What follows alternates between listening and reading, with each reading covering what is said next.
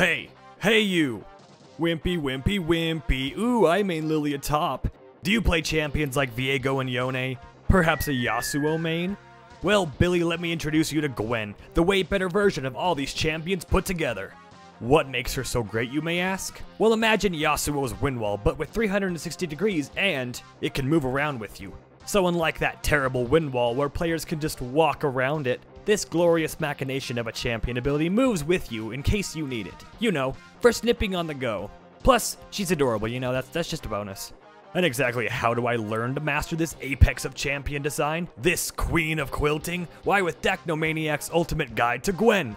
I was a wimp before I watched this Gwen guide. Now I'm a jerk and everybody loves me. So sit your buns back, grab a pair of safety scissors, and let's get into this ultimate guide to Gwen, the hallowed seamstress.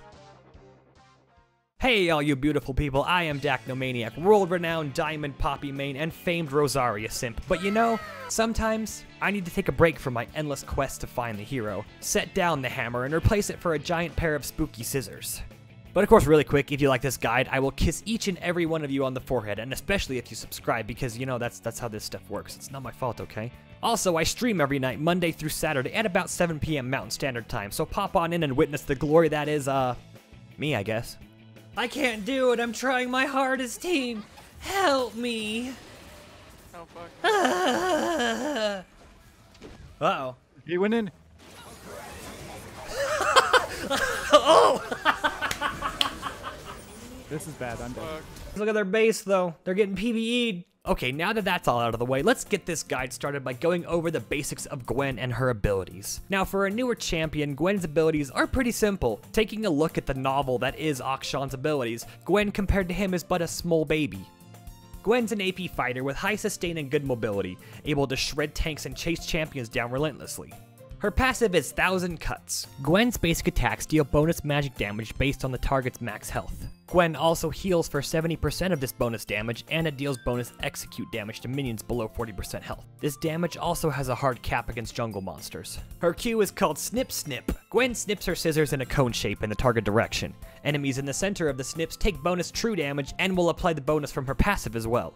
Gwen will also gain bonus snippy stacks with her auto attacks for 6 seconds, up to 4 bonus stacks. Casting her Q will consume these stacks and add bonus snips to the ability per stack consumed, dealing a pretty good amount of bonus damage, especially if you can get them all in the center. This is your tool to win trades in lane. Stack snippies up on minions while you farm, then unleash a fully stacked Q on your opponent to deal a good chunk of damage, because who doesn't love true damage on basic abilities? Okay, her W. Let's talk about her W. We all know and love the champion Xin Zhao, right? Well, this is pretty much a smaller Xin ult on a basic ability. This right here, lads, is why most people hate this champion. Hallowed Mist is the name, and it creates a protective zone around Gwen for 5 seconds, granting her bonus MR and armor, scaling with 5% of her AP while she's inside it, and blocking literally all outside sources of damage, except towers. Gwen can recast this ability to move the mist to her current location only once per cast, or it automatically moves with her once she steps outside, but again, only once. Okay, I'll admit this ability is what we in the business call the big dumb. The radius of the mist is super small, so if you're an ADC trying to hit Gwen with this up, you need to get in close, like real close. And by that time, she's probably already cut your wiener off because you're an ADC, and let's be honest, a gust of wind could do that. Also, keep in mind, this immunity only applies to you and not anyone in the mist, so you can't body block things like Jinx Rocket or Caitlyn with this up, it'll just pass right through you. Another thing to note is that while the mist does follow you one time after you move out of the radius, there is a small second of opportunity where you can get hit before it actually moves to your position. It's nothing big, but can screw you over sometimes. Gwen's E is called Skip and Slash. Gwen dashes forward a short distance.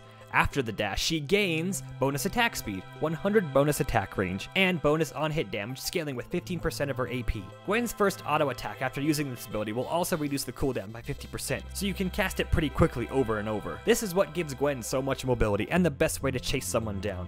The cooldown reduction applies to anything you auto attack after the case, so if you're chasing someone down who you can't quite get to them, attacking a minion, jungle plant, or a ward will reduce the cooldown as well. Your Q can also be cast during the dash in order to catch your opponents off guard with some good harass/engage.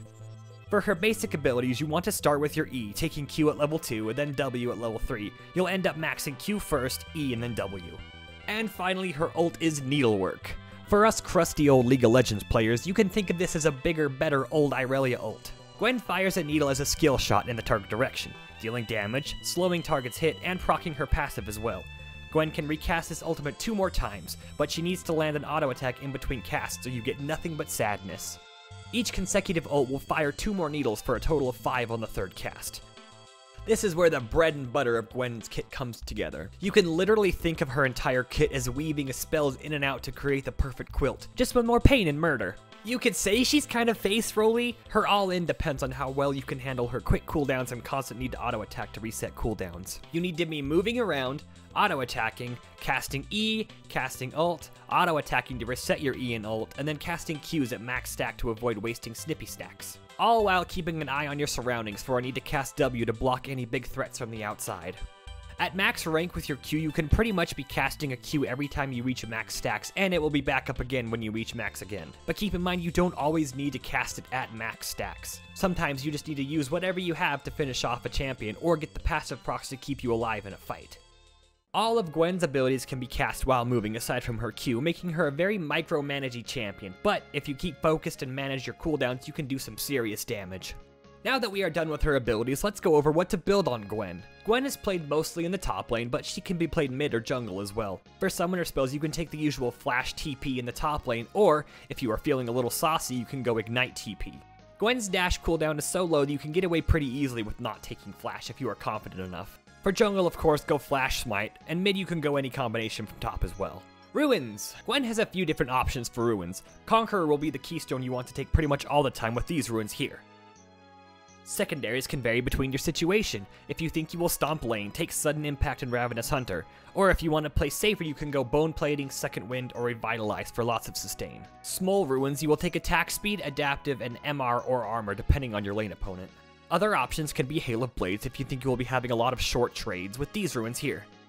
Fleet if you're going to get poked out a lot, or even Phase Rush if you want to zoom. Lethal Tempo was reworked this preseason and now gives a stacking attack speed buff for each auto attack against an enemy champion, and at max stacks you get a small attack range increase.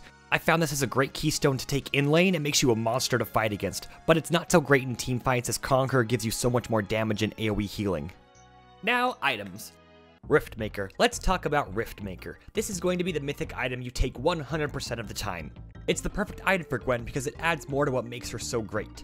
Some beef with more HP, more damage, more Omnivamp for sustain, and finally more true damage, which is amazing on top of your base true damage. Your other go-to item is Gnasher's Tooth. Attack speed, more on hit damage, and AP. These 2 items you will build 100% of the time. Everything else is flexible. Boots, you will usually take Ninja Tabbies if you took the Tenacity Ruins, if not take Merc Treads. For straight up damage build, you can take Hourglass, Cosmic Drive, and Rabadons for big PP mode. Defensive options can be Thornmail, Spirit Visage, Randuin's, or even Deadman's or Force of Nature. Usually you will start lane with Adorn's Blade, but get a shield if you're against a ranged matchup. First back, you want to prioritize Seeker's Arm Guard if you're against an AD, or start working towards Riftmaker with Leeching Leer. After Rift, get Boots, Gnashers, Hourglass, and finish it off with any of the other items I mentioned. And now let's round off this guide with some easy and terrible matchups. Matchups are mostly skill-based, keep that in mind, but good lord if there aren't some champions you just can't do anything about. For the good matchups, you want to pick Gwen into champions like Mundo, Yorick, and Scion. You know, the tanky boys who could take the most advantage of your percentage HP damage, but I think the most important thing to look at is counterpicks. Who destroys Gwen and will make you run home crying to mommy? Well, let's see. You got Set, that's a big one. Jax, Fiora, and Ribbon can be rough ones. Kayle and Teemo can really give you a hard time if they're good players. Garen's brain dead and will run you down without mercy.